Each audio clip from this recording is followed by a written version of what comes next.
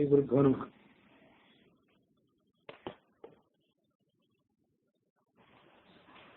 ವಾಲ್ಮೀಕಿ ರಚಿತವಾದ ಶತಕೋಟಿ ರಾಮಾಯಣಗಳಲ್ಲಿ ಅಂತರ್ಗತವಾದ ಆನಂದ ರಾಮಾಯಣದ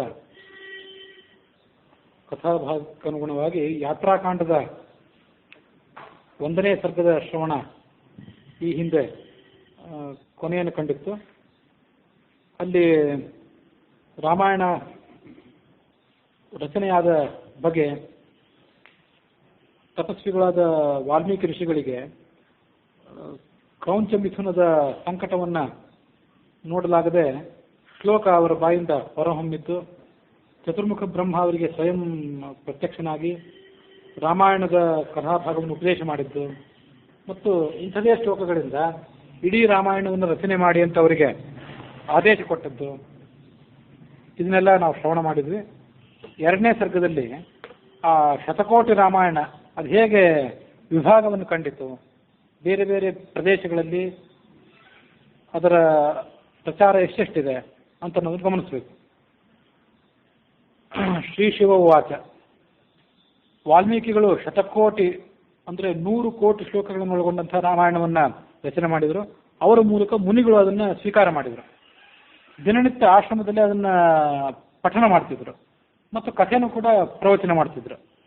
ಅದನ್ನು ಕೇಳಲಿಕ್ಕೆ ಸ್ವರ್ಗಲೋಕದಿಂದ ದೇವತೆಗಳು ಬರ್ತಿದ್ರು ವಿಮಾನಗಳನ್ನು ಏರಿ. ಅದನ್ನೆಲ್ಲವನ್ನು ಕೇಳಿ ವಾಲ್ಮೀಕಿಗೆ ಅವರು ಆಶೀರ್ವದಿಸಿ ಅವರ ಮೇಲೆ ಪುಷ್ಪವೃಷ್ಟಿಯನ್ನು ಮಾಡಿ ಸಂತೋಷಪಡಿಸ್ತಿದ್ರು. ಮತ್ತು ಜಯ ಶಬ್ದೈಹಿತೆ ಪ್ರಶಂಸುರ್ ಮುನೀಶ್ವರಂ, ಮುನಿಗೆ ಜಯಕಾರವನ್ನು ಅವರು ಮಾಡ್ತಿದ್ರು. ದೇವತೆಗಳು, ಗಂಧರ್ವರು, ಯಕ್ಷ, ನಾಗ, ಕಿನ್ನರರು, ಮುನೀಶ್ವರರು, ಗುಷ್ಯಕರು, ಪಾರ್ಥಿವರು ಮತ್ತು ಪದ್ಮಭೂಸ್ತ್ವಹಂ, ಚತುರ್ಮುಖ ಬ್ರಹ್ಮ ಮತ್ತು ನಾನು ಅಂದರೆ ಸ್ವಯಂ ಈಶ್ವರ, ಇವರೆಲ್ಲ ಅಲ್ಲಿಗೆ ಬಂದಿದ್ದೆವು ಶಿವ ಕಥೆಯನ್ನು ಹೇಳಿದ. ಅವರೆಲ್ಲ ಏನು ಮಾಡಿದ್ರು ಅಂತಂದ್ರೆ, ಪರಸ್ಪರಂತೆ ಕಲಹಂ ಚಕ್ರುಹು, ಪರಸ್ಪರ ಅವರೆಲ್ಲ ಜಗಳ ಆಡಿದ್ರು. ಬಂದಂಥ ಋಷಿಗಳು, ದೇವತೆಗಳು ಇವರೆಲ್ಲ ಆ ರಾಮಾಯಣ ನಮಗೆ ಬೇಕು ಅಂತನ್ನುವ ದೃಷ್ಟಿಯಿಂದ ಎಲ್ಲರೂ ಕೂಡ ಪರಸ್ಪರ ಕಲಹ ಮಾಡಿದರು.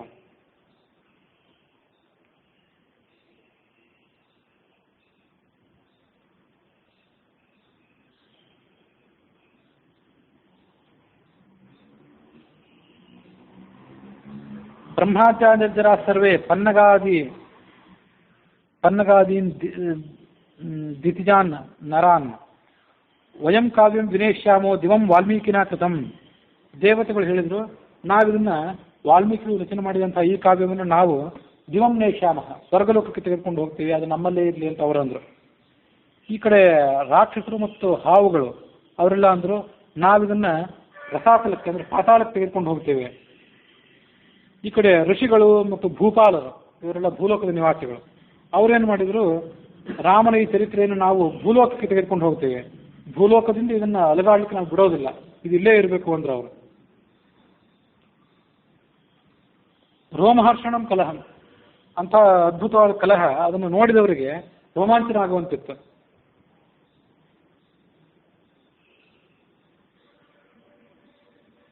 ಈ ಕಲಹವನ್ನು ಮುಗಿಸೋದು ಹೇಗೆ ಅಂತ ಯಾರಿಗೂ ಕೂಡ ತಿಳಿಯಲಿಲ್ಲ.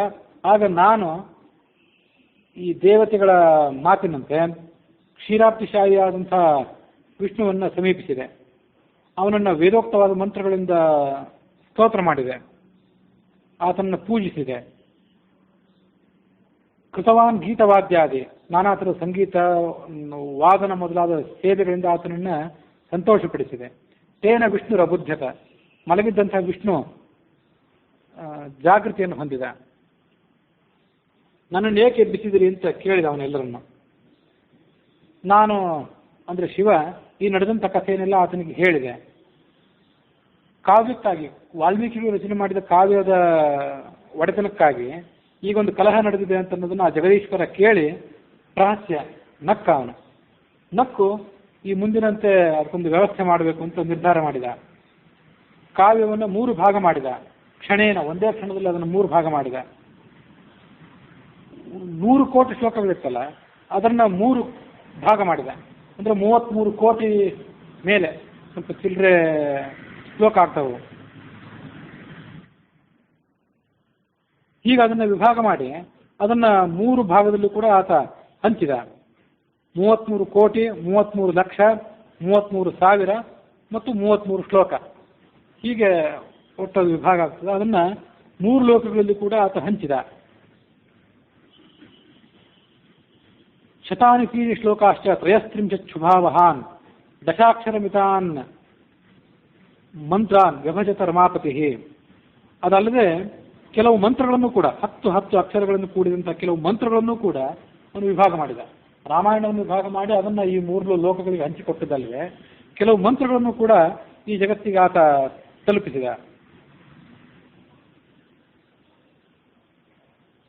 ಇನ್ನು 2 ಅಕ್ಷರಗಳು ಉಳಿದಿದ್ದುವಂತೆ. ಆ ಉಳಿದ 2 ಅಕ್ಷರಗಳನ್ನು ಯಾಚಮಾನಾಯ ಮಹ್ಯಂ, ನಾನು ಶಿವ ಪರಬ್ರಹ್ಮನನ್ನು ಯಾಚನೆ ಮಾಡಿದೆ, ನನಗೆ ಕೊಡುವಂತ ಆ 2 ಅಕ್ಷರಗಳನ್ನು ನನಗೆ ಕೊಟ್ಟ. ಶೇಷೇ ದದೌ ಹರಿಹಿ ಉಪದಿಶ್ಯಾಮ್ಯಹಂ ಕಾಶ್ಯಾಂ ತೇ ಅಂತಕಾಲೇ ನೃಣಾಂ ಶ್ರುತವು. ಆ 2 ಮಂತ್ರಗಳನ್ನು 2 ಅಕ್ಷರಗಳಿಂದ ಕೂಡಿದ ಮಂತ್ರವನ್ನು ನಾನು ತೆಗೆದುಕೊಂಡು ಬಂದೆ. ಕಾಶಿಯಲ್ಲಿ ಸನ್ನಿಹಿತನಾಗಿದ್ದು ಅಂತಕಾಲೇ ನೃಣಾಂ, ಮನುಷ್ಯರಾದವರು ಸಾಯುವಾಗ ಕಾಶಿಗೆ ಬಂದು ಸತ್ತರೆ ಭಾಳ ಒಳ್ಳೆಯದಾಯಿತು, ಅಲ್ಲೇ ಉಪದೇಶ ಮಾಡ್ತೇನೆ.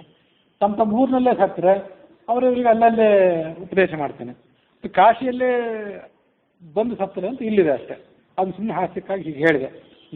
ನೃಣಾಂ ಶ್ರುತವು, ಅವರ ಕಿವಿಯಲ್ಲಿ ಈ ಮಂತ್ರವನ್ನು ನಾನು ಉಪದೇಶ ಮಾಡ್ತೇನೆ. ಅದ್ಯಾವ ಮಂತ್ರ ಅಂದರೆ ರಾಮೇತಿ ತಾರಕಂ ಮಂತ್ರಂ, ರಾಮ ಅನ್ನುವಂಥ 2 ಅಕ್ಷರಗಳಿಂದ ಕೂಡಿದ ಮಂತ್ರ ಅದು. ಆ ಮಂತ್ರವನ್ನು ನಾನು ಎಲ್ಲರಿಗೂ ಉಪದೇಶ ಮಾಡ್ತೇನೆ. ಮತ್ತು ಉಳಿದವರು ಕೂಡ ನಮಗೂ ಮಂತ್ರಗಳು ಬೇಕು ಅಂತ ಅವರು ಕಲಹ ಮಾಡಿದರು. ಲಕ್ಷ್ಮಿ, ಗರುಡ, ಶೇಷ ಇವರೆಲ್ಲ ಅವರೆಲ್ಲರಿಗೂ ಕೂಡ ಮಂತ್ರತ್ರಯಂ ಪೃಥಕ್ ವಿಷ್ಣು, ಅವರಿಗೂ ಕೂಡ 3 ಮಂತ್ರಗಳನ್ನು ಆತ ಕೊಟ್ಟ.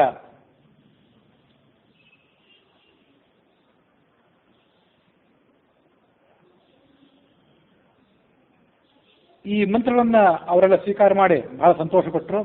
ಮತ್ತೆ ಶೇಷಾಂಜನಾಯ ಪಾತಾಳಂ ಲಕ್ಷ್ಮೀರ್ ವೈಕುಂಠ ಮಾದರಾತ್, ಅವರೆಲ್ಲರೂ ತಮಗೆ ದೊರೆತಂಥ ಭಾಗಗಳನ್ನು ತೆಗೆದುಕೊಂಡು ಹೊರಟು ಹೋದರು. ಭಗವಾನ್ ಶೇಷ ತನಗೆ ದೊರೆತಂಥ ಭಾಗವನ್ನು ಪಾತಾಳಕ್ಕೆ ತೆಗೆದುಕೊಂಡು ಹೋದ. ಲಕ್ಷ್ಮೀದೇವಿ ತನಗೆ ದೊರೆತಂಥದ್ದನ್ನು ವೈಕುಂಠಕ್ಕೆ ತೆಗೆದುಕೊಂಡು ಹೋದ್ಲು. ಗರುಡ ತನಗೆ ದೊರೆತಂಥದ್ದನ್ನು ಪೃಥ್ವಿಗೆ ತೆಗೆದುಕೊಂಡು ಬಂದ.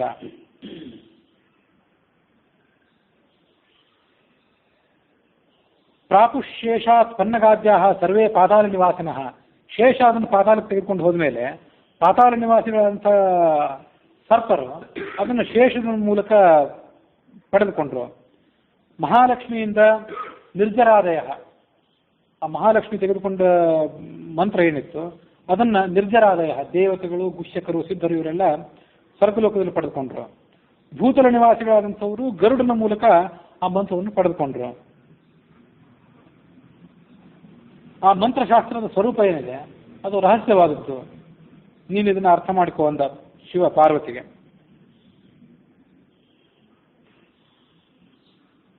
ತತಃ ಪೂರ್ವ ವಿಭಾಗಾಂತಹ ದದೌ ವಿಷ್ಣು ಪೃಥಕ್ ಪೃಥಕ್ ಏವಂ ವಿಭಾಗಂ ದೇವೇಭ್ಯಃ ದ್ವಿತೀಯಂ ಪರಮೇಶ್ವರಃ ಮುನೀಶ್ವರೇಭ್ಯೋ ನಾಗೇಭ್ಯಃ ತೃತೀಯಂ ಭಾಗಮುತ್ತಮಂ. ಹೀಗೆ ಲಕ್ಷ್ಮಿ, ಗರುಡ ಮತ್ತು ಶೇಷ ಇವ್ರು 3 ಮಂದಿ ತೆಗೆದುಕೊಂಡು ಬಂದಿದ್ದೇನಿತ್ತಲ್ಲ ಅದು ಬರೇ ಮಂತ್ರವನ್ನು ತೆಗೆದುಕೊಂಡು ಹೋಗಿದ್ರು ಅವರು. ಅದಕ್ಕಿಂತ ಮೊದಲು ರಾಮಾಯಣದ ವಿಭಾಗ ಆಗಿತ್ತಲ್ಲ ಅದನ್ನೂ ಕೂಡ 3 ಲೋಕಗಳಿಗೆ ಹಂಚಿಕೊಟ್ಟ ಭಗವಂತ ವಿಷ್ಣು.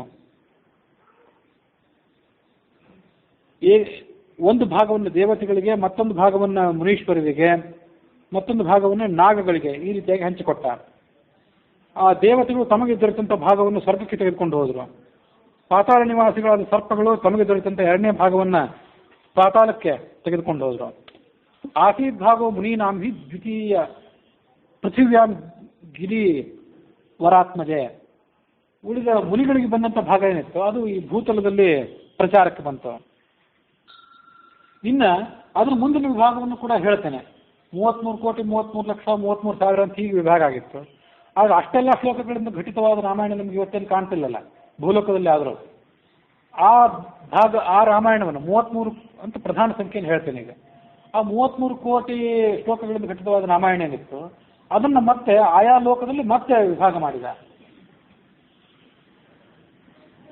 ಸಪ್ತದ್ವೀಪೇಶು ಸರ್ವೇಶು ವಿಭಕ್ತ ಸಪ್ತಧಾ ಪುನಃ.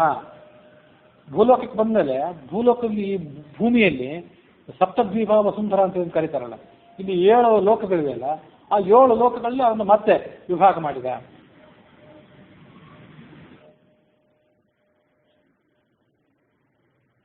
ಅದು ಸರಿಸುಮಾರು 4,76,00,000 ಶ್ಲೋಕಗಳು. 4 ಅದು 28 ಲಕ್ಷ 28 ಕೋಟಿ ಆಗಬೇಕು. ಅದು 76 ಲಕ್ಷ ಅಂತ ಒಂದು ಬಂದಿತ್ತಲ್ಲ, ಹಾಗಾಗಿ ಅದೆಲ್ಲ ಸೇರಿ ಆ 33 ಕೋಟಿ 33 ಲಕ್ಷ ಹೀಗೆ ವಿಭಾಗ ಆಗ್ತದೆ.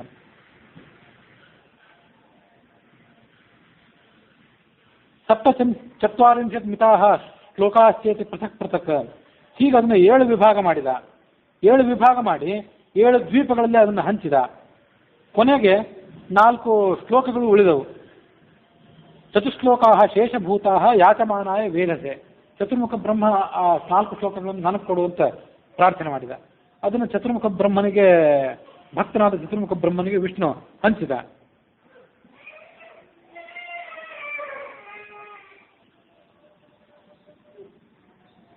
ಈ ಹಂಚಿದ ಕಥೆ ಏನು ಬಂತಲ್ಲ, ಇದು ಹಂಚಿದ ಕಥೆ ಹೇಗೆ ಅಂತ ವಾಲ್ಮೀಕಿ ರಾಮಾಯಣದಲ್ಲಿ, ಈ ಆನಂದ ರಾಮಾಯಣದಲ್ಲಿ ವಿಸ್ತಾರವಾಗಿ ಬರಲಿಲ್ಲ. ಆದರೆ ಹೀಗೆ ಒಂದು ಅರ್ಥ ಮಾಡ್ಕೊಳ್ಬೋದು. 100 ಕೋಟಿ ಶ್ಲೋಕಗಳಿಂದ ಘಟಿತವಾದ ರಾಮಾಯಣ ಅಂತ ಬಂದಿತ್ತು. ಅಲ್ಲಿ 100 ಶ್ಲೋಕಗಳಿಂದ ಘಟಿತವಾದದ್ದು ಅಂತಂದ್ರೆ, ಆ 100 ಶ್ಲೋಕಗಳಲ್ಲಿ ರಾಮನ ಚರಿತ್ರೆ, ರಾಮನ ಉತ್ಪತ್ತಿ, ಸೀತೆಯ ಜೊತೆ ವಿವಾಹ, ಸೀತೆಯ ಅಪಹರಣ, ಆಮೇಲೆ ರಾವಣನ ಹನನ, ಮತ್ತೆ ಆಮೇಲೆ ಉತ್ತರಕಾಂಡದಲ್ಲಿ ರಾಮ ತೋರಿಸಿದ ಲೀಲೆಗಳು, ಇವೆಲ್ಲ 100 ಶ್ಲೋಕಗಳಲ್ಲಿ ಹಂಚಿ ಹೋಗಿತ್ತು. ಅದನ್ನು 4 ವಿಭಾಗ ಮಾಡಿದರೆ 3 ಲೋಕಗಳಿಗೆ, ಭೂಲೋಕ, ಸ್ವರ್ಗಲೋಕ ಮತ್ತು ಪಾತಾಳ ಲೋಕಗಳಿಗೆ, ಅಲ್ಲಿ ಬಂದಿರುವಂಥ ಅವರಿಗೆ ದೊರೆತಿರುವಂಥ ಕೆಲವು ಶ್ಲೋಕಗಳೇನು ಉಳಿದಿರ್ತಾವಲ್ಲ, 33 ಕೋಟಿ ಶ್ಲೋಕಗಳು. ಆ 33 ಕೋಟಿ ಶ್ಲೋಕಗಳಲ್ಲಿ ಒಂದು ಕಡೆ ರಾಮನ ಬಾಲ್ಯದ ಚರಿತ್ರೆ, ಮತ್ತೊಂದು ಕಡೆ ಆತನ ವಿವಾಹದ ಚರಿತ್ರೆ, ಮತ್ತೊಂದು ಕಡೆ ಉತ್ತರಕಾಂಡದ ಚರಿತ್ರೆ, ಹೀಗೆಲ್ಲ ಆಗೋ ಸಾಧ್ಯತೆ ಇದೆ ಅಂತ ಅದು ನೋಡಿದಾಗ ನನಗೂ ಅನಿಸ್ತು. ಹೇಗಿದೆಯೋ ಹಾಗೆ ವಿಭಾಗ ಮಾಡಿಬಿಟ್ರೆ, ಒಂದು ಯಾವುದೋ ಪುಸ್ತಕವನ್ನು ಅಥವಾ ಒಂದು ವೃತ್ತಪತ್ರಿಕೆಯನ್ನು ಹೇಗಿದೆಯೋ ಹಾಗೆ ವಿಭಾಗ ಮಾಡಿಬಿಟ್ರೆ, ವೃತ್ತಪತ್ರಿಕೆ ಮುಖಪುಟ ಒಬ್ಬರಿಗೆ, ಕ್ರೀಡಾಪುಟ ಮತ್ತೊಬ್ಬರಿಗೆ ಹೀಗೆಲ್ಲ ಹೋಗೋ ಸಾಧ್ಯತೆ ಇದೆಯಲ್ಲ. ಆದರೆ ವಿಭಾಗ ಮಾಡಿದ ಅಂದ್ರೂ ಹಾಗೆ ವಿಭಾಗ ಮಾಡಲಿಲ್ಲ ಅವನು. ರಾಮನ ಕಥೆ ಆ 3 ವಿಭಾಗಗಳಲ್ಲಿ ಬಂದಿರಬೇಕು. ಭೂಲೋಕಕ್ಕೆ ದೊರೆತಂಥ ಭಾಗ, ಸ್ವರ್ಗಲೋಕಕ್ಕೆ ದೊರೆತಂಥ ಭಾಗ ಮತ್ತು ಪಾತಾಳಕ್ಕೆ ದೊರೆತಂಥ ಭಾಗ, ಈ 3 ಭಾಗಗಳಲ್ಲಿಯೂ ರಾಮನ ಪ್ರಧಾನವಾದ ಕಥೆ, ಹುಟ್ಟು, ವಿವಾಹ, ಅಪಹರಣ, ರಾವಣ ಹತ್ಯೆ ಮತ್ತು ಉತ್ತರಕಾಂಡದ ಕಥಾ ಭಾಗ, ಇವೆಲ್ಲ 3 ಭಾಗಗಳಲ್ಲೂ ಇತ್ತು. ಆದರೆ ಭೂಲೋಕ ನಿವಾಸಿಗಳಾದಂಥವ್ರ ಯೋಗ್ಯತೆಗನುಸಾರವಾಗಿ ಲೀಲೆಗಳು ಅದರಲ್ಲಿ ಕಡಿಮೆ, ಲೀಲೆಗಳು, ವಿವರಣೆಗಳು, ತತ್ವಭಾಗಗಳು ಅದರಲ್ಲಿ ಕಡಿಮೆ. ಸ್ವರ್ಗಲೋಕದ ನಿವಾಸಿಗಳ ಯೋಗ್ಯತೆ ದೊಡ್ಡದಾದ್ರಿಂದ ಅಲ್ಲಿ ಕೆಲವು ಭಾಗಗಳು ಹೆಚ್ಚಿಂದು. ಶ್ಲೋಕಗಳ ಸಂಖ್ಯೆ 33 ಕೋಟಿಯೇ ಇದ್ದಿರಬಹುದು. ಆದರೆ ಆಯಾ ಶ್ಲೋಕಗಳಲ್ಲಿ ತತ್ವದ ವಿವರಣೆ ಅವರವರ ಶಕ್ತಿಗನುಸಾರವಾಗಿ, ಅವರ ಗ್ರಹಣ ಸಾಮರ್ಥ್ಯಕ್ಕನುಸಾರವಾಗಿ ಹೆಚ್ಚು ಕಡಿಮೆ ಇದ್ದಾಗಿದ್ದಿರಬೇಕು. ಹಾಗಾಗಿ ಭೂಲೋಕದಲ್ಲಿಯೂ ನಮಗೆ ದೊರೆತಂಥ ಭಾಗದಲ್ಲಿಯೂ ಎಲ್ಲ ಕಥೆಗಳು ಇವೆ. ಆದರೆ ಕೆಲವು ತತ್ವಗಳು ಕಡಿಮೆ ಇದ್ದಿರಬೇಕು ಮತ್ತು ಕೆಲವು ಲೀಲೆಗಳನ್ನು ನಾವು ತಿಳ್ಕೊಳ್ಳಿಕ್ಕೆ ಸಮರ್ಥರಲ್ಲ, ಅದರಿಂದ ಅದು ದೇವತೆಗಳ ಪಾಲಿಗೆ ಹೋಗಿದ್ದಿರಬೇಕು. ಶ್ಲೋಕಗಳ ಸಂಖ್ಯೆ ಸಮಾನವಾಗಿದ್ದರೂ ಪ್ರಧಾನ ಕಥಾ ಹಂದರ ಅದು ಎಲ್ಲ ಕಡೆ ಸಮಾನ. ತತ್ವಗಳು ಮತ್ತು ಲೀಲೆಗಳು ಮಾತ್ರ ಅವರ ಸಾಮರ್ಥ್ಯಕ್ಕೆ ವಿಭಿನ್ನ ಅಂತ ಹೀಗೆ ಅರ್ಥ ಮಾಡಬೇಕು. ಇದು 3 ವಿಭಾಗ. ಆ 3 ವಿಭಾಗವನ್ನು ಮತ್ತೆ 7 ವಿಭಾಗ ಮಾಡಿದ್ದು ಕೂಡ ಹೀಗೆ ಇದ್ದಿರಬೇಕು ಅಂತ ನನ್ನದೊಂದು ಆಲೋಚನೆ. ಅಲ್ಲೇನು ಹೇಳಲಿಲ್ಲ ಅವರು, ಆದರೂ ಹೀಗೆ ಆಲೋಚನೆ ಮಾಡಬೇಕು ಅಂತ ನನಗನ್ನಿಸ್ತದೆ.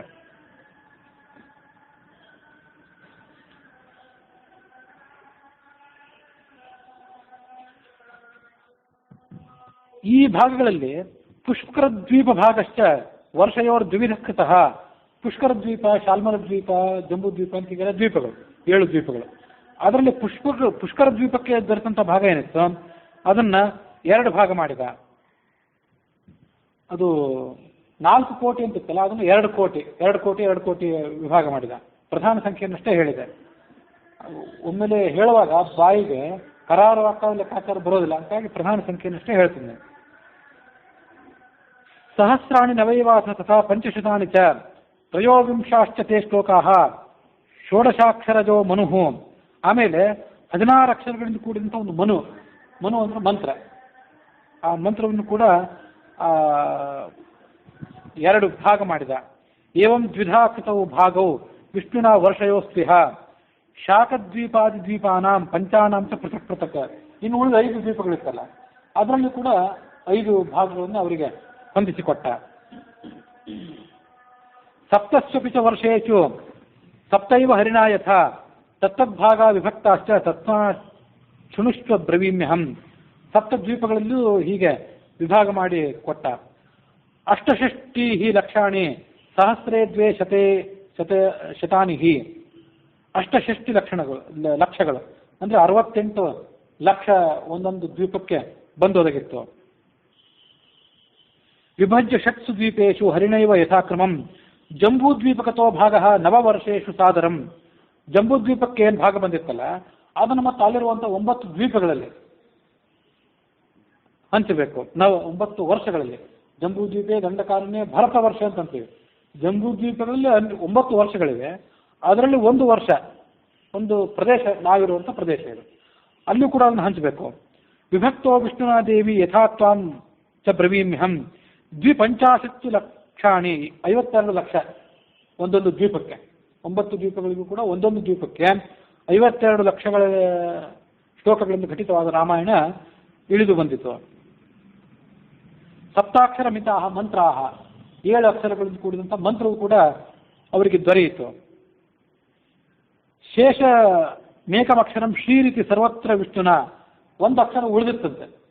ಇದನ್ನ ಕರಾರುವಾಕ್ಕಾಗಿ ವಿಭಾಗ ಮಾಡಲಿಕ್ಕೆ ಎಲ್ಲ ಶ್ಲೋಕಗಳನ್ನು ಸರಿಯಾಗಿ ಅರ್ಥ ಮಾಡಿಕೊಂಡು ಅದನ್ನು ಅಂಕಿ ಸಂಖ್ಯೆಗಳಿಂದ ವಿಭಾಗ ಮಾಡಲಿಕ್ಕೆ ನನಗಿನ್ನೂ ಸಾಧ್ಯ ಆಗಲಿಲ್ಲ.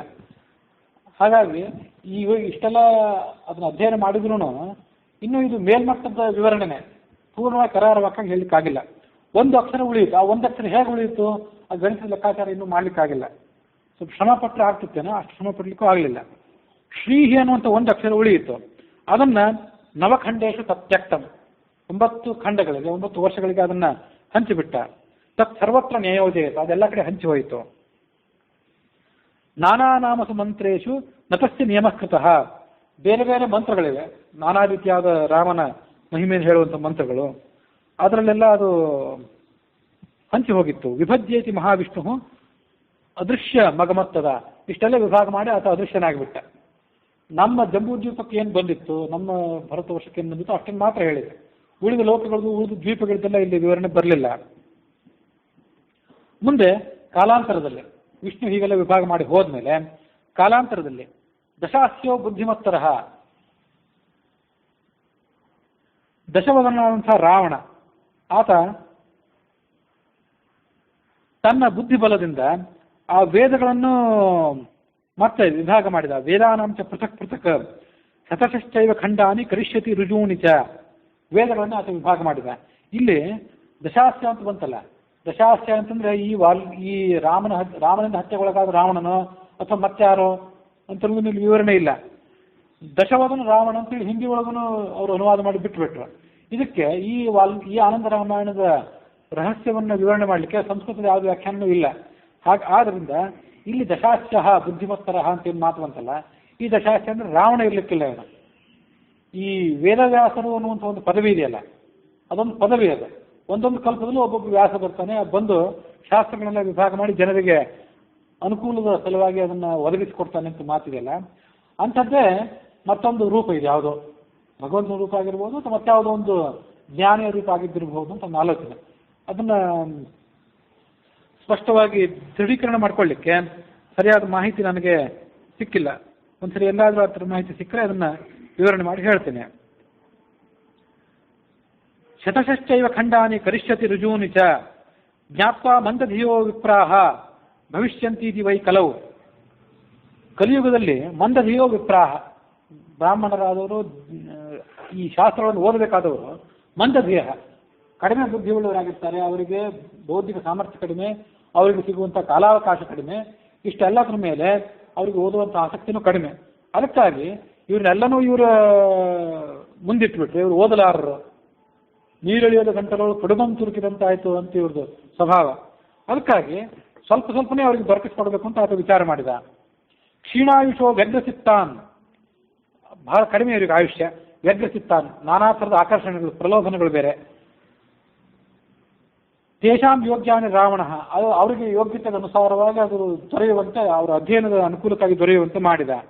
ಮುಂದೆ ಕೃಷ್ಣನೂ ಕೂಡ ಅಂದರೆ ವಿಷ್ಣುವು ಕೂಡ ವ್ಯಾಸರೂಪನಾಗಿ ಅವತಾರ ಮಾಡ್ತಾನೆ. ವ್ಯಾಸರೂಪನಾಗಿ ಅವತಾರ ಮಾಡಿ ಮಾನವರ ಹಿತಕ್ಕಾಗಿ ಈ ರಾಮಾಯಣದ ಭಾಗದಿಂದಲೇ ನಾನಾ ಥರದ ಪುರಾಣಾದಿಗಳನ್ನು ರಚನೆ ಮಾಡ್ತಾನೆ. ಕಾವ್ಯಾದ್ ರಾಮಾಯಣಾತ್ಮನಃ ಭಾಗಾತ್ ಭಾರತ ವರ್ಷಾಂತರ್ಗತಾಚ್ಚ ವಿವಿಧಾನಿ 17 ಪುರಾಣಗಳನ್ನು ಆತ ರಚನೆ ಮಾಡ್ತಾನೆ.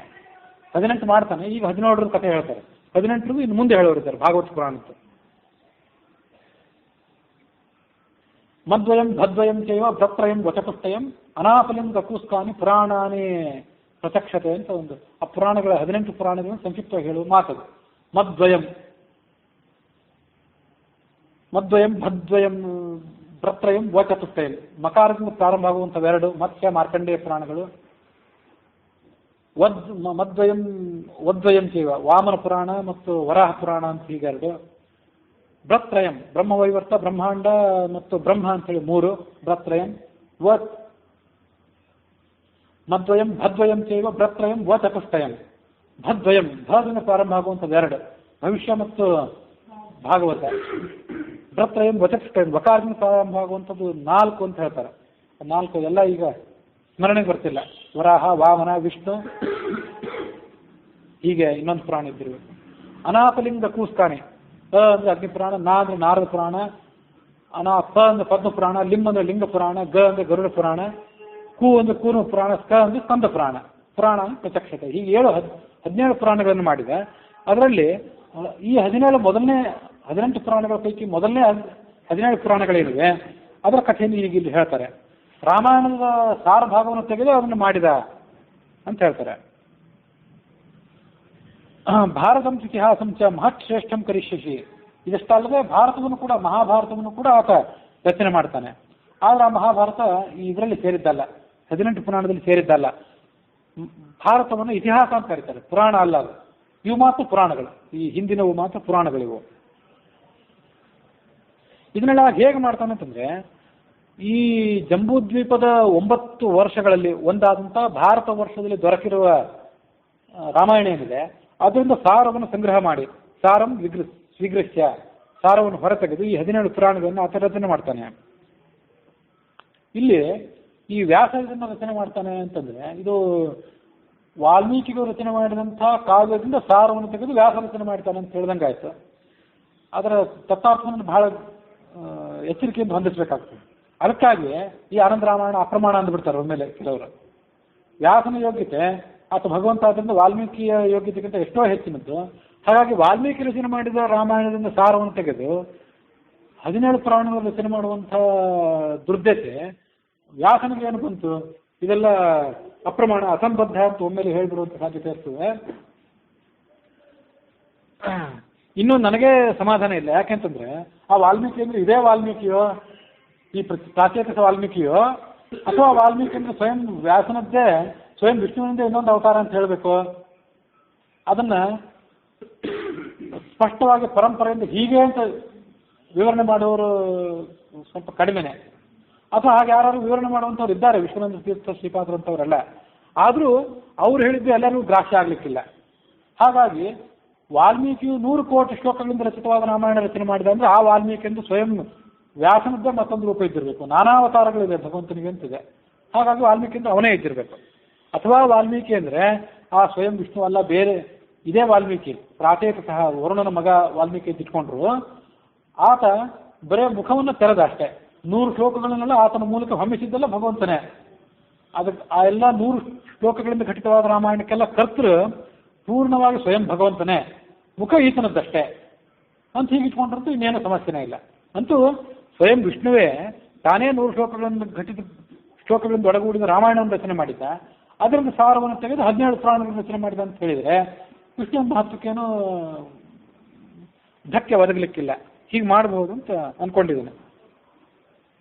ಇಷ್ಟೆಲ್ಲ ಮಾಡಿದರೂ ಕೂಡ 17 ಪುರಾಣಗಳನ್ನು ರಚನೆ ಮಾಡಿ ಮತ್ತು ಭಾರತಾದ್ಯಶ್ಚ ಯದಾ ಶಾಂತಿಂ ನಾಧಿಗಚ್ಚತೆ, ಭಾರತಾದಿಗಳನ್ನು ರಚನೆ ಮಾಡಿದರೂ ಕೂಡ ಸ್ವಯಂ ಭಾರತದಲ್ಲೇ 100 ಶ್ಲೋಕಗಳಿವೆ, 1,00,000 ಶ್ಲೋಕಗಳಿವೆ.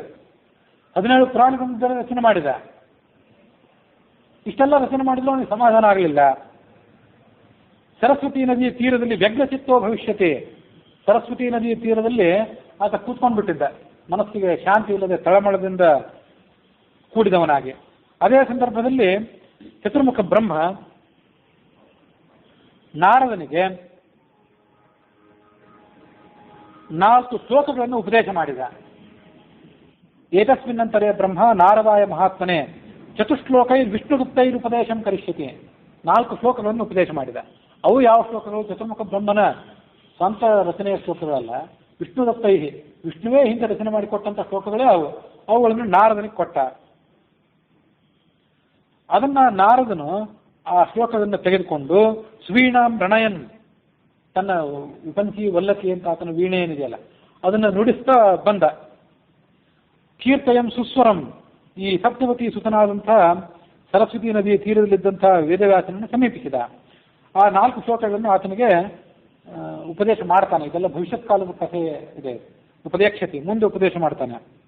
ವ್ಯಾಸ ಅದನ್ನು ತೆಗೆದುಕೊಂಡು, ಅವು ಎಂತೂ ಎಲ್ಲಿಯೂ ಶ್ಲೋಕಗಳು ರಾಮಾಯಣ ಸ್ಥಿತಾನ್ ಶ್ಲೋಕ, ರಾಮಾಯಣದಲ್ಲಿ ಇದ್ದ ಶ್ಲೋಕಗಳು, ಅದಕ್ಕಾಗಿ ವಿಷ್ಣು ದತ್ತೈಹಿ, ವಿಷ್ಣು ಕೊಟ್ಟ ಶ್ಲೋಕಗಳು ಅಂತ ಇನ್ನೊಂದು ಕಡೆಯಲ್ಲೂ ಬಂದಿತ್ತು.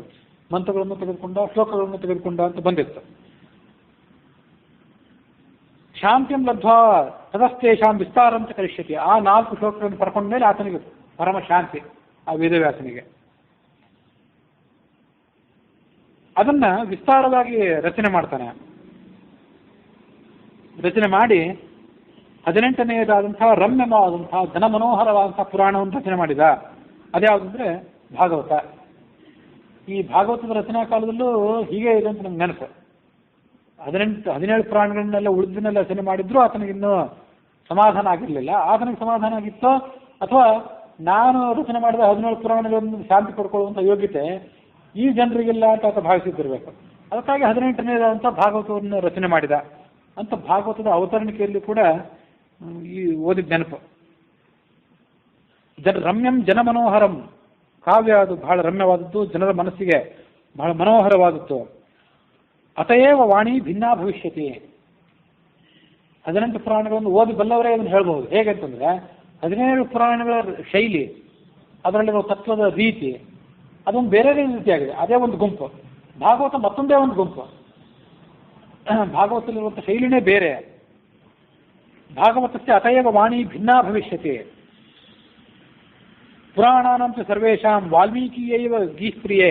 ಹೀಗೆ ಎಲ್ಲ ಪುರಾಣಗಳಲ್ಲಿರುವಂಥ ಮಾತೆಲ್ಲ ಇದು ವಾಲ್ಮೀಕಿದೇ ಮಾತಿದು. ಪೃಥಕ್ ಕರ್ತಾ ಸ್ಮೃತೋ ವ್ಯಾಸ ಶ್ರೀಮದ್ ರಾಮಾಯಣಂ ಶತಂ. ಆದರೆ ಅದನ್ನೆಲ್ಲ ಪ್ರತ್ಯೇಕವಾಗಿ ವಿಭಾಗ ಮಾಡಿ 17 ಪುರಾಣ 18 ಪುರಾಣ ಅಂತಿಗೆಲ್ಲ ಮಾಡಿದವನು ವ್ಯಾಸ. ತಥಾ ಅನ್ಯಾನಿ ಸ ವ್ಯಾಸೋ ವಿವಿಧಾನಿ ಚ ರಮ್ಯಾನ್ ಉಪಪುರಾಣಾನಿ ಸಾರಂ ಸಾರಂ ವಿಗೃಹ್ಯ ಚ. 18 ಪುರಾಣಗಳು ಇವು ಪ್ರಧಾನ ಪುರಾಣಗಳು. ಅದರಲ್ಲಿ 6 ಸಾತ್ವಿಕ, 6 ರಾಜಸ, 6 ತಾಮಸ ಅಂತಿಗೆಲ್ಲ ಹೇಳ್ತಾರೆ. ಇವು ಅಷ್ಟಲ್ಲದೆ ಉಪಪುರಾಣಗಳನ್ನು ರಚನೆ ಮಾಡಿದ. ಕಾಳಿಕಾ ಪುರಾಣ, ನರಸಿಂಹ ಪುರಾಣ ಇತ್ಯಾದಿ ಉಪಪುರಾಣಗಳನ್ನು ರಚನೆ ಮಾಡಿದ. ಭಾಗಾತ್ ಭರತಖಂಡಾಂತರ್ಗತ ರಾಮಾಯಣ ಭುವಿ. ಒಟ್ಟಾರೆ 18 ಪುರಾಣಗಳು, ಉಪಪುರಾಣಗಳು, ಮಹಾಭಾರತ ಇವೆಲ್ಲ ಭರತಖಂಡಕ್ಕೆ ಬಂದು ದೊರಕಿದ ರಾಮಾಯಣ ಏನಿತ್ತು ಅದರ ಸಾರವೇ. ತಥಾ ಅನ್ಯೇಪಿ ಷಟ್ಶಾಸ್ತ್ರಾಣಿ ಮುನೀಶ್ವರಾಹ. ಇದಲ್ಲದೆ 6 ದರ್ಶನಗಳು: ನ್ಯಾಯ ದರ್ಶನ, ವೈಶೇಷಿಕ ದರ್ಶನ, ಸಾಂಖ್ಯ ದರ್ಶನ ಮತ್ತು ಯೋಗ ದರ್ಶನ, ಪೂರ್ವ ಮೀಮಾಂಸಾ ದರ್ಶನ, ಉತ್ತರ ಮೀಮಾಂಸಾ ದರ್ಶನ ಅಂತ 6 ದರ್ಶನಗಳು. ಹಿಂದೊಂದ್ಸಲ ಹೇಳಿದ್ದೆ. ನ್ಯಾಯ ದರ್ಶನ, ವೈಶೇಷಿಕ ದರ್ಶನ ಇವೆಲ್ಲವೂ ತರ್ಕಶಾಸ್ತ್ರಕ್ಕೆ ಸಂಬಂಧಪಟ್ಟಿದ್ದು. ನ್ಯಾಯ ದರ್ಶನಕ್ಕೆ ಗೌತಮ ಪ್ರವರ್ತಕ, ಆಮೇಲೆ ವೈಶೇಷಿಕ ದರ್ಶನಕ್ಕೆ ಕಣಾದ ಪ್ರವರ್ತಕ, ಸಾಂಖ್ಯ ದರ್ಶನಕ್ಕೆ ಕಪಿಲ ಪ್ರವರ್ತಕ, ಯೋಗ ದರ್ಶನಕ್ಕೆ ಪತಂಜಲಿ ಪ್ರವರ್ತಕ, ಪೂರ್ವ ಮೀಮಾಂಸಾ ದರ್ಶನಕ್ಕೆ ಜೈಮಿನಿ ಪ್ರವರ್ತಕ, ಉತ್ತರ ಮೀಮಾಂಸಾ ದರ್ಶನಕ್ಕೆ ಸ್ವಯಂ ವೇದವ್ಯಾಸನೇ ಪ್ರವರ್ತಕ. ಈಗ ನಾವು ಇಲ್ಲಿ ಅಭ್ಯಾಸ ಮಾಡೋದೇನಿದೆ ಭರತಖಂಡದಲ್ಲಿ, ಈ ದರ್ಶನಗಳನ್ನ ಅಭ್ಯಾಸ ಮಾಡೋದು, ಅಧ್ಯಾಪನ ಮಾಡೋದೆಲ್ಲ ಹೆಚ್ಚು ಕಡಿಮೆ ಬಳಕೆಯಲ್ಲಿರೋದು ಇಲ್ಲೇ. ಇದರಲ್ಲಿ ಪೂರ್ವ ಮೀಮಾಂಸಾ ಕೂಡ ಈಗ ಹೊರಟು ಹೋಗಿ ಉತ್ತರ ಮೀಮಾಂಸಾ ಅದರ ಅಧ್ಯಯನ ಮಾತ್ರ ಬಳಕೆಯಲ್ಲಿದೆ. ಉತ್ತರ ಮೀಮಾಂಸಾದ ಅನುಯಾಯಿಗಳು ಮಾತ್ರ ಈಗಿದ್ದಾರೆ. ತರ್ಕಶಾಸ್ತ್ರವನ್ನು ಓದ್ತಾರೆ, ಅದರಲ್ಲಿ ಘನ ಪಂಡಿತರು ಇದ್ದಾರೆ ಹೌದು. ಆದರೆ ತರ್ಕಶಾಸ್ತ್ರದ ಅನುಯಾಯಿಗಳು, ನಾವು ತಾರ್ಕಿಕರು ಅಂತ ಹೇಳ್ಕೊಳ್ಳುವಂಥವ್ರು ತರ್ಕಶಾಸ್ತ್ರದ ಅನುಯಾಯಿಗಳಾದವ್ರು ಯಾರಿಲ್ಲ. ಪರಂಪರೆಯಿಂದ ತಂದೆ ಮುತ್ತಜ್ಜ ಹೀಗೆ ಅವರ ಅನುಯಾಯಿಗಳಾದವ್ರು ಯಾರಿಲ್ಲ. ನ್ಯಾಯಶಾಸ್ತ್ರಕ್ಕೂ ಇಲ್ಲ, ವೈಶೇಷಿಕ ಶಾಸ್ತ್ರಕ್ಕೂ ಇಲ್ಲ, ಸಾಂಖ್ಯಕ್ಕೂ ಇಲ್ಲ. ಅದನ್ನೆಲ್ಲವನ್ನು ಪುಸ್ತಕ ಮಟ್ಟದಲ್ಲೇ ಓದಿ ತಮ್ಮ ವೈಯಕ್ತಿಕ ಸಿದ್ಧಾಂತವನ್ನು ಬೇರೆಯಾಗಿಟ್ಕೊಂಡವರೇ ಹೆಚ್ಚು. ಯೋಗಕ್ಕೂ ಕೂಡ ಇಲ್ಲ. ಯೋಗದಿಂದ ದೊರೆತಂತಹ ಯೋಗ ಪ್ರಾಣಾಯಾಮ ಇತ್ಯಾದಿಗಳನ್ನು ಆಚರಣೆ ಮಾಡ್ತಾರೆ ಹೊರತು ಯೋಗವನ್ನು ಪುರಾಣದಲ್ಲಿ ಯೋಗಿಕ ಸೂತ್ರಗಳನ್ನು ರಚನೆ ಮಾಡ್ತಾರೆ ಹೊರತು ಯೋಗ ಸಿದ್ಧಾಂತವನ್ನೇ ಅವಲಂಬಿಸಿ ಅದರ ಮೂಲಕ ತಮ್ಮ ಜೀವನವನ್ನು ಕಟ್ಕೊಂಡವರು. ಮೋಕ್ಷ ಪ್ರಾಪ್ತಿಗಾಗಿ ಯೋಗ ಸಿದ್ಧಾಂತವನ್ನು ಅವಲಂಬಿಸುವುದು, ಸಾಂಖ್ಯ ನ್ಯಾಯ ವಿಶೇಷಗಳನ್ನು ಅವಲಂಬಿಸುವಂಥವ್ರು ಈಗ ಯಾರಿಲ್ಲ. ಅದರಂತೆ ಮೀಮಾಂಸಾವನ್ನು ಕೂಡ, ಮೀಮಾಂಸದಲ್ಲಿ ಬಳಕೆ ಆಗುವಂಥ ಯಾಜ್ಞಿಕ ಪ್ರಕ್ರಿಯೆಗಳನ್ನು ಕೂಡ ಅರ್ಥ ಮಾಡಿಕೊಂಡು, ದೊಡ್ಡ ದೊಡ್ಡ ಗ್ರಂಥಗಳನ್ನು ಅರ್ಥ ಮಾಡಿಕೊಂಡು ಅದರ ಮೂಲಕವಾಗಿ ಚಂದ್ರಿಕಾ, ನ್ಯಾಯಾಮೃತ ಮುಂತಾದ ಗ್ರಂಥಗಳನ್ನೆಲ್ಲ ಅರ್ಥ ಮಾಡ್ಕೊಳ್ಳೋರಿದ್ದಾರೆ. ಅಧ್ಯಯನ ಅನುಕೂಲಕ್ಕಾಗಿ ಅದನ್ನು ಹೇಳ್ತಾರೆ ಹೊರತು ನಾವು ಮೀಮಾಂಸಕರು, ಮೀಮಾಂಸೆಯೇ ನಮಗೆ, ಮೀಮಾಂಸಾಸ್ತ್ರವೇ ನಮಗೆ ತಾರಕ ಅಂತ ಹೇಳ್ಕೊಳ್ಳೋರು ಯಾರಿಲ್ಲ. ಕೊನೆಗೆ ಉಳಿದಿತ್ತು ಉತ್ತರ ಮೀಮಾಂಸ ಒಂದೇ. ಅದು ವೇದವ್ಯಾಸರಿಂದ ರಚಿತವಾಗಿತ್ತು. ಆ ಉತ್ತರ ಮೀಮಾಂಸ ಅಂದರೆ 564 ಸೂತ್ರಗಳಿಂದ ಘಟಿತವಾದ ಬ್ರಹ್ಮಸೂತ್ರಗಳು. ಅದಕ್ಕೆ ಇವತ್ತು ಕಡಿಮೆ ಹೆಚ್ಚು ಕಡಿಮೆ 20-22 ವ್ಯಾಖ್ಯಾನಗಳಿವೆ. ಆ 20-22 ವ್ಯಾಖ್ಯಾನಗಳಲ್ಲಿಯೂ ಕೂಡ ಪ್ರಧಾನವಾಗಿ ಬಳಕೆಯಲ್ಲಿರುವಂಥ 3 ವ್ಯಾಖ್ಯಾನಗಳು ಭಾರತದಾದ್ಯಂತ. ಶಂಕರ ಭಗವತ್ಪಾದರು ರಚನೆ ಮಾಡಿದಂಥ ಶಾಂಕರ ಭಾಷ್ಯ, ಅದಕ್ಕೆ ಶಾರೀರಿಕ ಭಾಷ್ಯ ಅಂತ ಕೂಡ ಕರೀತಾರೆ. ಶರೀರ ಅಂದರೆ ಈ ಶರೀರ, ಶಾರೀರಿಕ ಅಂದರೆ ಶರೀರದ ಒಳಗಿರುವಂಥ ಆತ್ಮ. ಆ ಆತ್ಮನನ್ನು ವಿವರಿಸುವಂಥ ಭಾಷ್ಯ ಆದ್ದರಿಂದ ಅದಕ್ಕೆ ಶಾರೀರಿಕ ಭಾಷ್ಯ ಅಂತ ಅವ್ರು ಹೇಳ್ತಾರೆ. ಅದಾದ್ಮೇಲೆ ಬಂದದ್ದು ರಾಮಾನುಜರಿಂದ ರಚಿತವಾದಂಥದ್ದು ರಾಮಾನುಜರ ಶಾಂಕರ ಭಾಷ್ಯ. ಅದಾದ ಬಳಿಕ ಬಂದದ್ದು ಮಧ್ವಾಚಾರ್ಯರು ರಚನೆ ಮಾಡಿದಂಥ ಬ್ರಹ್ಮಸೂತ್ರ ಭಾಷ್ಯ. ಈಗ ಮೊದಲು ಶಂಕರರು, ಆಮೇಲೆ ರಾಮಾನುಜರು, ಆಮೇಲೆ ಮಧ್ವರು. ಇವತ್ತೇನಾದರೂ ಅನುಯಾಯಿಗಳಿದ್ರೆ ಭರತಖಂಡದಾದ್ಯಂತ ಅವರು ರಾಮಾನುಜರ ಅನುಯಾಯಿಗಳಿದ್ದಾರೆ, ವಿಶಿಷ್ಟಾದ್ವೈತಿಗಳು. ಅದಕ್ಕಿಂತ ಮೊದಲು ಬಂದವರು ಶಂಕರಾಚಾರ್ಯರು, ಅವರ ಅನುಯಾಯಿಗಳಿದ್ದಾರೆ. ಮತ್ತು ಮಧ್ವಾಚಾರ್ಯರ ಅನುಯಾಯಿಗಳಿದ್ದಾರೆ, ವೈಷ್ಣವರು ಅಂತ ಅನಿಸ್ಕೊಂಡವರು. ರಾಮಾನುಜರ ಅನುಯಾಯಿಗಳು ಶ್ರೀ ವೈಷ್ಣವರು ಇವರಿದ್ದಾರೆ ಹೊರತು ಈ ಹಿಂದಿನ ಯಾವ ಶಾಸ್ತ್ರದ ಅನುಯಾಯಿಗಳು ಕೂಡ, ಯಾವ ದರ್ಶನದ ಅನುಯಾಯಿಗಳು ಕೂಡ ಇಲ್ಲ. ಅದರಲ್ಲೆಲ್ಲ ವಿಶೇಷ ಅಧ್ಯಯನವನ್ನು ಮಾಡೋರಿದ್ದಾರೆ. ವೈಯಕ್ತಿಕವಾಗಿ ಅದನ್ನು ತಮ್ಮ ದರ್ಶನವನ್ನಾಗಿ, ತಮ್ಮ ನಂಬಿಕೆಯ ದರ್ಶನವನ್ನಾಗಿ ಮಾಡಿಕೊಂಡವ್ರು ಯಾರೂ ಇಲ್ಲ. ಸುಮ್ಮನೆ ಇದನ್ನು ಮಾಹಿತಿಗಾಗಿ ಹೇಳಿದಷ್ಟೆ. ಇವು 3ಕ್ಕೆ ಜನಪ್ರಿಯತೆ ಹೆಚ್ಚು. ಮುನೀಶ್ವರಾಹ ನ್ಯಾಯ, ಕಣಾದ, ಗೌತಮ, ಕಣಾದ, ಪತಂಜಲಿ, ಕಪಿಲ, ಜೈಮಿನಿ ಮತ್ತು ವೇದವ್ಯಾಸರು, ಹೀಗೆ 6 ಜನ ಮುನೀಶ್ವರರು ಆ 6 ದರ್ಶನಗಳನ್ನು ರಚನೆ ಮಾಡಿದರು. ಇವು ಎಲ್ಲವೂ ಕೂಡ ರಾಮಾಯಣದ ಸಾರಭಾಗವೇ. ಇದಷ್ಟೇ ಅಲ್ಲ, ಯತ್ಕಿಂಚಿತ್ ಗಿರಿಜೆ ಭೂಮ್ಯಾಂ ಕೀರ್ತ್ಯತೆ ವೈ ಕಥಾನಕಂ. ನೀವೇನೇ ಕಥೆ ಹೇಳಿದ್ರು, ಯಾರದೇ ಏನೇ ಕಥೆ ಹೇಳಿದ್ರು, ಅದು ಪ್ರೇಮದ ಕಥೆ ಇರ್ಬೋದು, ಯುದ್ಧದ ಕಥೆ ಇರ್ಬೋದು, ಮನೆತನವನ್ನು ಒಡೆದು ಹಾಕಿದ ಕಥೆ ಇರ್ಬೋದು, ಮನೆತನವನ್ನು ಕೂಡಿಸಿದ ಕಥೆ ಇರ್ಬೋದು, ಮತ್ತೆ ಯಾರೇ ದೊಡ್ಡ ದಾನ ಮಾಡಿದ ಕಥೆ ಇರ್ಬೋದು, ಹಾಳಾಗಿ ಹೋದ ಕಥೆ ಇದ್ದಿರ್ಬೋದು, ಉದ್ಧಾರ ಆಗಿದ ಕಥೆ ಇದ್ದಿರ್ಬೋದು, ಅದೇನು ಕಥೆ ಇದ್ರು ಅದೆಲ್ಲ ರಾಮಾಯಣದ ಕಥೆನೇ. ರಾಮಾಯಣದಲ್ಲಿದ್ದ ಕಥೆಯೇ ವಿಸ್ತಾರವಾಗಿ ಈ ಜಗತ್ತಿನಲ್ಲೆಲ್ಲ ಇದೆ. ಬೇರೆ ಯಾವುದೇ ಕಾದಂಬರಿಯನ್ನು ಯಾರೇ ಬರೆದ್ರು ಇವೆಲ್ಲ ಕಥೆನೇ ಇದೆ. ರಾಮಾಯಣಾಂಶಂ ವಿದ್ಯೆ ಶ್ಲೋಕ ಮಾತ್ರ ಅಪೀಹಯತ್. ಆಗ ಪಾರ್ವತಿ ಕೇಳಿದ್ಲು, ಸ್ವಯಂ ಜ್ಞಾತ್ವಾ ವಿಧಿಮುಖಾತ್ ರಮ್ಯಾನ್ ಪಾತಕನಾಶನಾನ್ ತಾನ್ ರಾಮಚರಿತ ಶ್ಲೋಕಾನ್ ಚತುರಶ್ಚೋಪದೇಕ್ಷತಿ ಯೈಷ್ ಕರಿಷ್ಯತಿ ಸವ್ಯಾಸೋ ಮುನಿರ್ಭಾಗವತಂ ವರಂ. ಆ 4 ಶ್ಲೋಕಗಳು ಅಂತ ಹೇಳ್ತಾ ಹೋದಿಲ್ಲ. ಆ 4 ಶ್ಲೋಕಗಳು ಯಾವುವು? ಅದರ ವಿಸ್ತಾರವಾದ ರೂಪವೇ ಭಾಗವತ ಅಂತ ಹೇಳಿದಲ್ಲ. ಆ 4 ಶ್ಲೋಕಗಳನ್ನು ಭಾರಿ ಮಹತ್ವದ ಶ್ಲೋಕ ಇದ್ದಿರಬೇಕು. ಅದನ್ನು ನನಗೆ ವಿವರಣೆ ಮಾಡಿ ಹೇಳುವಂತ ಪಾರ್ವತಿ ಕೇಳಿದ್ಲು. ಶಿವ ಅದನ್ನು ಪ್ರಶಂಸಿಸಿದ. ಒಳ್ಳೆ ಮಾತನ್ನು ಕೇಳಿದೆ, ಸಮಾಧಾನದಿಂದ ಅದನ್ನು ಕೇಳು. ಬ್ರಹ್ಮಣೇ ವಿಷ್ಣುನಾ ಪೂರ್ವಂ ಶ್ರೀರಾಮಚರಿತಂ ತದಾ ವಿಭಕ್ತಂ ಹಿ ತದಾ ದತ್ತಾಹ ಶೇಷಭೂತಾಹ ಸುಪುಣ್ಯದಾಹ. ಮಹಾಪುಣ್ಯದಾಯಕವಾದದ್ದವು. ತಾನ್ ಶೃಣಸ್ವ ಚತುಶ್ಲೋಕಾನ್ ವಿಷ್ಣುನೋಕ್ತಾನ್ ಸ್ವಯಂಭುವೆ. ಅದೇನು ಶ್ಲೋಕ ಅಂದರೆ, ಮೊದಲನೇ ಶ್ಲೋಕ ಹೀಗಿದೆ: ಅಹಮೇವ ಆಸಮೇವಾಗ್ರೆ ನಾಣ್ಯದಾಸೀತ್ ಸದಸತ್ ಪರಂ ಪಶ್ಚಾದಹಂ ಯದೇತಚ್ಚ ಯೋ ಅವಶಿಷ್ಯೇತ ಸೋ ಅಸ್ಮ್ಯಹಂ. ಇದು ಮೊದಲನೇ ಶ್ಲೋಕ.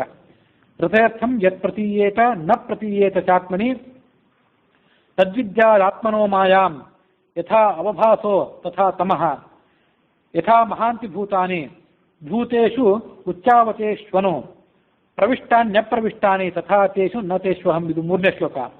ಏತಾವದೇವ ಜಿಜ್ಞಾಸ್ಯಂ ಸತ್ವಜಿಜ್ಞಾಸುನ ಆತ್ಮನಃ ಅನ್ವಯ ವ್ಯತಿರೇಕಾಭ್ಯಾಂ ಯಚ್ಚ ಸರ್ವತ್ರ ಸದಾ. ಇದು 4ನೇ ಶ್ಲೋಕ.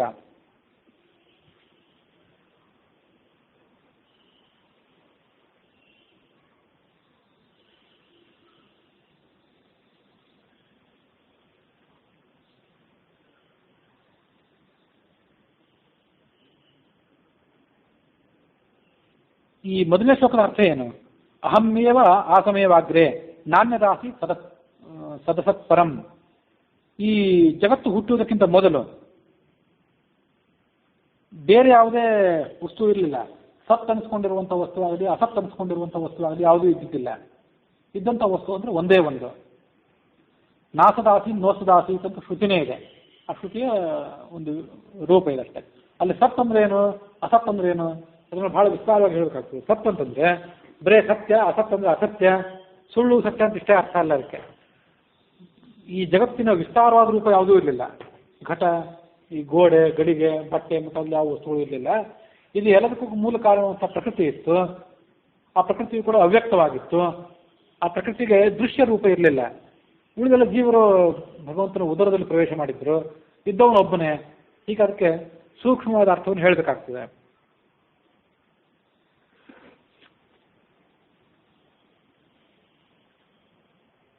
ಜಗತ್ತಿಗೆಲ್ಲದಕ್ಕೂ ಕಾರಣವಾದಂಥ ಸೂಕ್ಷ್ಮವಾದಂಥ ಬೀಜ ಮಾತ್ರ ಆವಾಗಿತ್ತು. ಇದು ಮೊದಲನೇ ಶ್ಲೋಕಕ್ಕೆ ಅರ್ಥ. ಋತರ್ಥಂ ಯತ್ ಪ್ರತೀಯೇತ ನ ಪ್ರತೀಯೇತ ಚಾತ್ಮನಿ ತದ್ವಿದ್ಯಾತ್ಮನೋ ಮಾಯಾಂ ಯಥಾ ಅವಭಾಸೋ ತಥಾ ತಮಃ. ಈ ಎರಡನೇ ಶ್ಲೋಕಕ್ಕೆ ಏನರ್ಥ ಅಂತಂದ್ರೆ, ಆತ್ಮಗಿಂತ ಭಿನ್ನವಾದಂಥ ಯಾವುದೂ ಇದ್ದಿದ್ದಿಲ್ಲ. ಆ ಆತ್ಮನಿಗಿಂತ ಭಿನ್ನವಾದಂಥ ವಸ್ತು ಏನಿದೆ ಅದೆಲ್ಲವೂ ಕೂಡ ಮಾಯೆ ಅಂತ ತಿಳಿದುಕೊಳ್ಬೇಕು. ಅದನ್ನ ಬಿಸಿಲು ಕುದುರೆ ದೂರದಲ್ಲಿ ನೀರಿದ್ದಂತೆ ಕಾಣಿಸ್ತದೆ, ನೀರು ಇರೋದಿಲ್ಲ ಅಲ್ಲಿ. ಹಾಗೆ ಆತ್ಮನಿಗಿಂತ ಭಿನ್ನವಾದಂಥ ವಸ್ತು ಏನಾದರೂ ಕಂಡ್ರೆ ಸೃಷ್ಟಿಯ ಬಳಿಕ ಅದನ್ನೆಲ್ಲವನ್ನು ಕೂಡ ಅನಿತ್ಯ, ಅಶಾಶ್ವತ ಅಂತ ತಿಳ್ಕೊಳ್ಬೇಕು, ಅಸತ್ಯ ಅಂತ ತಿಳ್ಕೊಳ್ಬೇಕು. ಈ ಶ್ಲೋಕಗಳೇನಿವೆ ಇದನ್ನೇ ದ್ವೈತ ಅದ್ವೈತದಲ್ಲಿ ಅವರವರ ಅಭಿಪ್ರಾಯಕ್ಕನುಸಾರವಾಗಿ ಅದ್ವೈತದಲ್ಲಿ ಅದನ್ನ ಬ್ರಹ್ಮನಿಗಿಂತ ಭಿನ್ನವಾದ ವಸ್ತುಗಳನ್ನ ಅಸತ್ಯ ಅಂತ ಹೇಳಿದರೆ, ದ್ವೈತದಲ್ಲಿ ಬ್ರಹ್ಮನಿಗಿಂತ ಭಿನ್ನವಾದ ವಸ್ತುಗಳು ಅಸತ್ಯ ಅಲ್ಲ, ಸತ್ಯ, ಆದರೂ ಅಶಾಶ್ವತ ಅಂತ ಹೀಗೆ ಹೇಳ್ತಾರೆ. ಹೀಗೆ ಆ ವೇದಗಳು, ಬ್ರಹ್ಮಸೂತ್ರಗಳು ಇವೆಲ್ಲ ಏನಂತಂದ್ರೆ ಕನ್ನಡಿ ಇದ್ದಂಥವು. ಕನ್ನಡಿಯನ್ನು ನಾವು ತೆಗೆದುಕೊಂಡು ಹೋದರೆ ಕನ್ನಡಿಯಲ್ಲಿ ನಮ್ಮ ಮುಖವೇ ನಮ್ಗೆ ಕಾಣಿಸೋದು. ಹಾಗೆ ಅವರವರ ಅಭಿಪ್ರಾಯಗಳು ಆಯಾ ಆಚಾರ್ಯರಿಗೆ ಕಾಣಿಸಿ ಅದರಂತೆ ಅವರಕ್ಕೆ ಭಾಷ್ಯ ವ್ಯಾಖ್ಯಾನಗಳನ್ನು ರಚನೆ ಮಾಡ್ತಾರೆ. ಯಥಾ ಮಹಾಂತ ಭೂತಾನಿ ಭೂತೇಶು ಉಚ್ಚಾವತೇಶ್ವನು ಪ್ರವಿಷ್ಟಾನಿ ಅಪ್ರವಿಷ್ಟಾನಿ ತಥಾ ತೇಷು ನತೇಶ್ವಹಂ.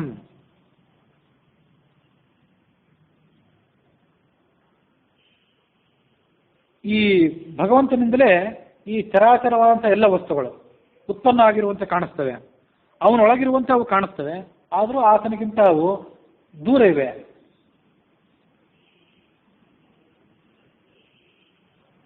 ಹೀಗೆ ಆ ಪಂಚಮಹಾಭೂತಗಳಲ್ಲಿ ಭಗವಂತ ವ್ಯಾಪ್ತನಾಗಿದ್ರೂ ಕೂಡ ಆ ಪಂಚಮಹಾಭೂತಗಳ ಲೇಪ ಆತನಿಗಿಲ್ಲ. ಅದ್ವೈತಕ್ಕೂ ಹೊಂದುವಂಥದ್ದು, ದ್ವೈತಕ್ಕೂ ಹೊಂದುವಂಥವು. ಇವು ಆ ಮೂರು ಶ್ಲೋಕಗಳು. ಏತಾವದೇ ಜಿಜ್ಞಾಸ್ಯಂ. ಜಗತ್ತಿನ ಎಲ್ಲ ಶಾಸ್ತ್ರದ ರಹಸ್ಯ ಏನಂದ್ರೆ ಇಷ್ಟೇ ರಹಸ್ಯ. ಇದನ್ನೇ ಭಾಗವತವು ವಿಸ್ತಾರವಾಗಿ ಹೇಳಿದೆ. ಉತ್ತರ ಮೀಮಾಂಸಾ ದರ್ಶನವು ಕೂಡ ಇದನ್ನೇ ಹೇಳಿದೆ. ತತ್ವ ಜಿಜ್ಞಾಸವಾದವನು ತತ್ವ ಏನು ಅಂತ ತಿಳ್ಕೊಳ್ಬೇಕಂದ್ರೆ ಜಗತ್ತು ಅಶಾಶ್ವತವಾದದ್ದು ಅಥವಾ ಜಗತ್ತು ಅಸತ್ಯವಾದದ್ದು. ಹಾಗಾಗಿ ಜಗತ್ತಿನ ಮೋಹವನ್ನು ತೊರೆಯಿರಿ. ಶಾಶ್ವತವಾದದ್ದು ನಿತ್ಯ ಸತ್ಯವಾದಂಥ ವಸ್ತು ಏನಿದೆ ಅದರ ಬಗ್ಗೆಯೇ ಆಕರ್ಷಣೆಯನ್ನು ಬೆಳೆಸ್ಕೊಳ್ಳಿ. ಅದರ ಬಗ್ಗೆ ನಿಮ್ಮ ಮನಸ್ಸನ್ನು ಕೇಂದ್ರೀಕರಿಸಿರಿ. ಆ ಮೂಲಕವಾಗಿ ನೀವು ಮುಕ್ತಿಯನ್ನು ಪಡೆದುಕೊಳ್ಳಿ. ಹೀಗೆ ಜಗತ್ತಿನಲ್ಲಿ ಎಲ್ಲ ಕಡೆಯೂ ಇರುವಂಥ ತತ್ವ ಅಂದರೆ ಇದೊಂದೇ ತತ್ವ. ಏವಂ ಶ್ಲೋಕ ಭಗವತ ಚತ್ವಾರಶ್ಚ ಪ್ರಕೀರ್ತಿತಾ. ಹೀಗೆ 4 ಶ್ಲೋಕಗಳನ್ನು ಭಗವಂತ ಹೇಳಿದ. ಚತುರ್ಮುಖ ಬ್ರಹ್ಮನಿಗೆ ಅದನ್ನು ಹೇಳಿದ. ಆ ಚತುರ್ಮುಖ ಬ್ರಹ್ಮ ನಾರದನಿಗೆ ಕೊಟ್ಟಿದ್ದ. ನಾರದ ವೇದವ್ಯಾಸನಿಗೆ ಅವುಗಳನ್ನು ಮುಟ್ಟಿಸಿದ್ದ. ಅವುಗಳ ಮೂಲಕವೇ ಅದು ಈ ಭಾಗವತ ಮೊದಲಾದ ಮಹಾಪುರಾಣಗಳ ರಚನೆ ಆಯಿತು. ಅಜ್ಞಾನ ನಾಶನ ಸದ್ಯ ಕೀರ್ತನೀಯ ನರೋತ್ತಮೈ. ಅಜ್ಞಾನ ನಾಶಕವಾದಂಥ ಶ್ಲೋಕಗಳಿವು. ಇವುಗಳನ್ನು ಎಲ್ಲರೂ ಕೂಡ ಯಾವಾಗಲೂ ಶ್ರವಣ ಮಾಡಬೇಕು. ದೇವಿ ನೀನು ಕೇಳಿದೆ, ನಾನು ಈ ಶ್ಲೋಕಗಳನ್ನು ಹೇಳಿದೆ. ತಥೋ ರಾಮಾಯಣಂ ವ್ಯಾಸಃ ವಿಧ್ವಸ್ತಂ ಮುನಿಭಿಃ ಪುನಃ ಕೃತ್ವಾ ಏಕತ್ರ ಶೇಷಭೂತಂ ಸಪ್ತಕಾಂಡಮಿಮಂ ಶುಭಂ. ಮುಂದೆ ಈ ಭರತ ವರ್ಷದಲ್ಲಿ ಆ ರಾಮಾಯಣ ಬಳಕೆ ಬಂದರೂ ಕೂಡ ಮತ್ತೊಮ್ಮೆ ವಿಧ್ವಸ್ತಂ ಕಾಲಕ್ರಮೇಣ ನಾವು ಲೋಪ ಹೊಂದೋದಿದೆ. ಅದಕ್ಕಾಗಿ ಕೃತ್ವಾ ಏಕತ್ರ ಶೇಷಭೂತಂ ಅಳಿದುಳಿದ ರಾಮಾಯಣವನ್ನೆಲ್ಲ ಮತ್ತೆ ಸೇರಿಸಿದೆ. ಆವಾಗಲೇ ಈ ಭೂಲೋಕದ ಜೀವಿಗಳ ಯೋಗ್ಯತೆ ಕಡಿಮೆ ಆಗಿತ್ತು ಅಂತಿದೆ. ಅದಾದ್ಮೇಲೆ ಎಷ್ಟು ಕೋಟಿ ವರ್ಷಗಳು ಸಂದು ಹೋದವೋ, ಎಷ್ಟು ಮಹಾಯುಗಗಳು ಸಂದು ಹೋದವೋ, ಈಗ ಮತ್ತಷ್ಟು ಕಡಿಮೆ ಆಗಿದೆ. ಅದಕ್ಕಾಗಿ ಸಪ್ತಕಾಂಡ ಮಿತಂ ಶುಭಂ, 7 ಕಾಂಡಗಳಿಂದ ಕೂಡಿದಂಥ ರಾಮಾಯಣವನ್ನು ಮತ್ತೆ ರಚನೆ ಮಾಡಿದ. 24 ಸಾಹಸ್ರಂ ಕರಿಷ್ಯತಿ ಮುನಿಸ್ತದ, 24,000 ಶ್ಲೋಕಗಳಿಂದ ಕೂಡಿದ ರಾಮಾಯಣವನ್ನು ಮತ್ತೆ ಆತ ರಚನೆ ಮಾಡ್ತಾನೆ. ಆದಾವಂತೆ ತತಸ್ತಸ್ಯ ಶ್ಲೋಕಾಸ್ತತ್ರ ಕಿಯಂತಿ 24 ಸಾಹಸ್ರಂ ವ್ಯಾಸಸ್ಯ ರಚಿತಾ ಅಪಿ. ಹೀಗೆ 24,000 ಶ್ಲೋಕಗಳನ್ನು ಆತ ರಚನೆ ಮಾಡಿ ಅದನ್ನು ಭೂಲೋಕಕ್ಕೆ ಒದಗಿಸಿಕೊಟ್ಟ.